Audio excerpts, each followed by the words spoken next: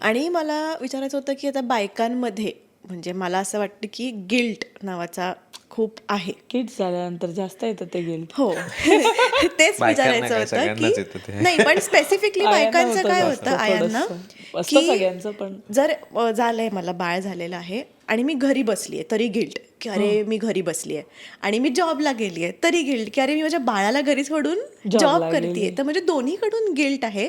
तर म्हणजे असं काय येतंय गिल्ट की लोक म्हणजे सोसायटी काय म्हणेल म्हणून जास्ती आपल्याला प्रेशर वाटतं का स्वतःच फिलिंग आहे? स्वतःचं फिलिंग असतं जास्त. स्वतःच आहे. सोसायटी तर असतेच सगळ्याला कारणीभूत, मी असं नाही म्हणत, पण राहायचे त्याच्यातच, त्यामुळे त्याच्यातच ऍडजस्ट करून राहावं लागतं, त्याला पर्याय नाहीये.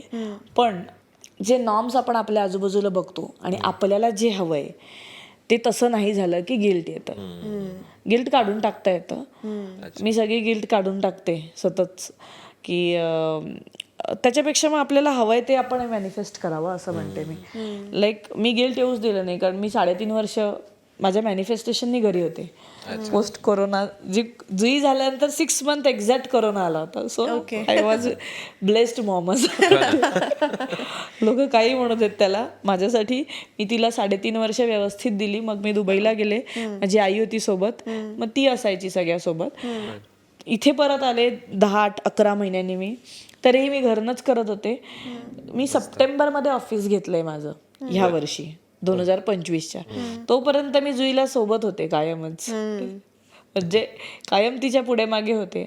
Now she is like mamma तू ऑफिस का घेतलं असं वगैरे, पण आता त्याची सवय आहे, ती पहिलीत गेली आहे, तिला समजायला लागलंय, त्यामुळे दॅट इज ओके. तिची शाळा पण 9 ते 3 असते, सो मेजर टाइम ती बिझी, पण ती पण बिझी असते, त्यामुळे आता इट्स लाईक मी 9 ते 3 तर बिंदास्त. त्याच्यापुढे माझी आई, तिची दोन्ही आज्या म्हणजे, आणि माझा नवरा, आम्ही सगळे मिळून मॅनेज करतो, कोणी आणायचं आणि कुठे थांबायचं तिने, हे सगळं होऊन जातं. फॅमिली सपोर्ट पण म्हणजे तितकाच महत्वाचा आहे ना, मुलांच्या बाबतीत तर लागतोच. पहिल्यांदा मला काही नको होतं म्हणजे, किंवा खूप होतं असं पण नाही, मी मला बघायचं पण असायचं तिला, पण आता सगळा सपोर्ट मी घेते. तुम्हाला नको असेल तरी मला ठेवायचे. हे खूप महत्वाचं आहे. बायका म्हणतात नको नको माझंच मुलं, मी कसं काय आजी आजोबांकडे सोडू. अरे सोडा ना, त्यांचं पण नात आहे, त्यांचं पण नातू आहे, द्या रिस्पॉन्सिबिलिटीज. त्यांना नको असेल तर गोष्ट वेगळी, अदरवाईज द्यायला काय हरकत नाही. आणि त्यांचंही होतो, कारण खूप होते, व्यवस्थित होते. आता तसे रिटायर झालेले असतात. हो, पण नाही, त्याच्यावर जबाबदारी आपणून नेऊन टाकायची असं नाही म्हणणार मी, पण त्यांना हवं असेल तर काय हरकत नाही. एक्झॅक्टली. आमचं साधारण तसंच झालं. आम्ही 2020 मध्ये एक तर लॉकडाऊन झालं आणि फुल टाइम आम्ही युट्यूब निघालो. माझं तर शो बिझनेस होता मोस्टली, ते बंद झालं कम्प्लिटली. सगळ्यात आधी बंद झाली, सगळ्यात लेट सुरू झाली. सो आम्ही पूर्ण दोघंही युट्यूब करत होतो. आणि मग आय थिंक 2021 मध्ये आम्ही निर्णय घेतल्यानंतर आम्ही दोघं वर्क फ्रॉम होमच आहोत आणि एकच गोष्ट करतोय, आम्हाला इझी पडलं. तिच्याबरोबर खूप टाइम घालवू शकलो आम्ही, आमच्या मुलीसोबत. लक्षात. खरंय. पण तोच असतो ना, त्यावेळेस त्यांना गरज असते असं माझं फिलिंग आहे की 5 ते 6 वर्ष आयुष्यभरच असते, ते वेगळी गोष्ट, पण मेन जो असतो तो तेव्हाच असतो.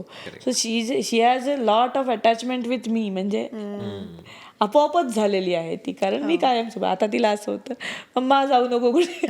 पहिल्यांदाच मी ते 6 दिवस तिला सोडून गेले होते आता.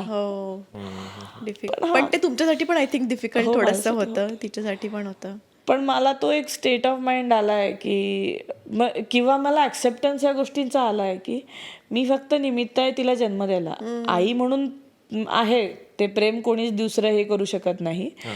पण ती रियालिटी पण माझ्यामध्ये आली आहे की ठीक आहे, म्हणजे सगळं शिकायला लागतं माणसाला आयुष्यामध्ये, शिकायला पाहिजे असं मी आतापासूनच हे करते की दुःख नाही करून घ्यायचं कोणत्याच गोष्टीचं. कदाचित मी त्या ह्याच्यामध्ये पुढे गेली असं म्हणेन मी.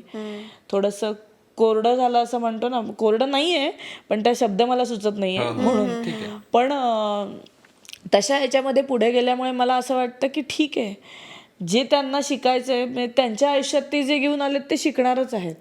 So it's okay. म्हणजे मी गिल्ट नाही मानून गेले, मला ते शिकायचंय यानेच गेले होते मी. सो 6 दिवस पहिल्यांदाच गेले, पण I was okay with it. मला माझ्या आयुष्यात 6 दिवस एकटीला मिळाले, असा विचार मी जास्त केला त्यावेळी. बरोबर. म्हणजे आपण त्यांना आय थिंक फक्त आणि बाबांनी पूर्ण वेळ बघितला हा हा, हो, हे महत्वाचं आहे, हे महत्वाचं आहे. नाही पण एकट्या माणसाचं रिसेट होणं पण तेवढंच गरजेचं हो, आहे आपण कधीतरी कारण लागतंच. कम्प्लिटली एकत्रच असतो सारखंच एक 5-6 आणि दिवस तो reset त्याच्याप्रमाणे time. तो रिसेट होऊन येतो, मी माझ्या पद्धतीने रिसेट होऊन जाते. असं माझंच होत नव्हतं आतापर्यंत. मी म्हणजे मला ते पार्टी पीपल पार्ट्या आवडतात, पण एवढं काही गोवा असं काही माझं हे नाहीये. अच्छा. गोवा आमचा मुद्दा एकदम असा फेवरेट आहे गोवा. म्हणजे पार्टीसाठी नाही, आम्हाला बीच खूप आवडतो, हो, तेच समुद्र जाऊन बघायला. शांत बस आणि सिंगल बॉयज ट्रीप असतात ना, त्याच्या होऊन जातात त्या. गर्ल्स निघाल्या तर ठीक आहेत, नाही निघाल्या तर काहीच नाही असं होऊन जात. मुलं झाल्यावर जरा आयांचा विषयच असतो. आमचं ऍक्च्युली उलट होतं. आम्ही काम पण आमचं एकत्र आहे आणि माहित नाही, हा पण बॉयज ट्रिपला कधी नाही गेलाय, मी पण गर्ल्स ट्रिपला कधी नाही गेले. सो असं एकत्रच होतं. पण कधी कधी वाटतं अरे जरा स्पेस पाहिजे, कारण काम पण एकत्र, सगळंच एकत्र ना एकदा हे होतं म्हणजे किती वर्ष झाले त्याच्यावर कदाचित असेल. मला आता 11 वर्ष होत आहेत, तर मला आत्ता रिअलायझेशन आहे. पहिल्या दिवसापासून तो एन्जॉयच करतो, मीच त्याच्या मागे जायचंय असं म्हणून थांबले होते. आता मी सुद्धा हे प्रत्येकाचं वेगवेगळं असतं, नाही असं नाही. आम्ही दोघं पण एन्जॉय करतो, पण आपण वेगवेगळे पण एन्जॉय करतो, हा विषय. बरोबर. नाही तर काही आया आहेत जे असं पूर्ण त्यांच्या मुलाभोवतीच पूर्ण जग, म्हणजे मूल पण इरिटेट होतं. त्याला हेलिकॉप्टर पेरेंटिंग असं नवीन ऐकलंय, की सारखं मुलाच्या डोक्यावर बसायचं की तू हे कर ते कर ते कर. ते मुलंही इरिटेट, आणि त्या आईने बाय डिफॉल्टच ते जगच बनवलंय. जसं वाटतं की ठीक आहे मुलं आहेत, पण तुमचं स्वतःचं पण आयुष्य आहे, तुमचं वेगळं रिलेशनशिप आहे. मला वाटते की ती सुद्धा मॅनेज करायला लागतात एका लेवल नंतर. मुलं झाल्यानंतर फार अवघड होऊन जातं. हे मी सुद्धा स्वतः त्याच्यातनं हे झाल्यामुळे मला वाटतं की खूप गोष्टींमध्ये वेळ देता येत नाही आणि मग गैरसमज होत राहतात. कधी कधी सेल्फ लव्ह मुळे असं पण कधी कधी होऊ शकतं, असं मला एकदा वाटलं की समोरच्या माणसाला काय इथे सिच्युएशन फेस केली आहे, तर ते कधी कधी लक्षात येत नाही, असं पण होऊन जातं. किंवा म्हणजे दोघं वेगळी आहेत. आता माझी हँडल करण्याची पद्धती इट इज इझी, हे करायचंच आहे असं, आणि त्याचं म्हणजे तो टास्क आहे त्याच्यासाठी, असं असतं. तिथे डिफरन्शिएट होतात गोष्टी, की तिला सांभाळायचं म्हणजे माझा ऑफिसचा वेळ सांभाळून मला त्यातून तिला वेळ काढून सांभाळायचं. मी म्हणलं तो माझ्या आयुष्याचा भाग आहे म्हणून मी सांभाळते, आणि तो त्याच्या आयुष्यातला म्हणजे त्याची करण्याची पद्धत वेगळी असं म्हणते. मग ते जसं घेऊ तसं आहे.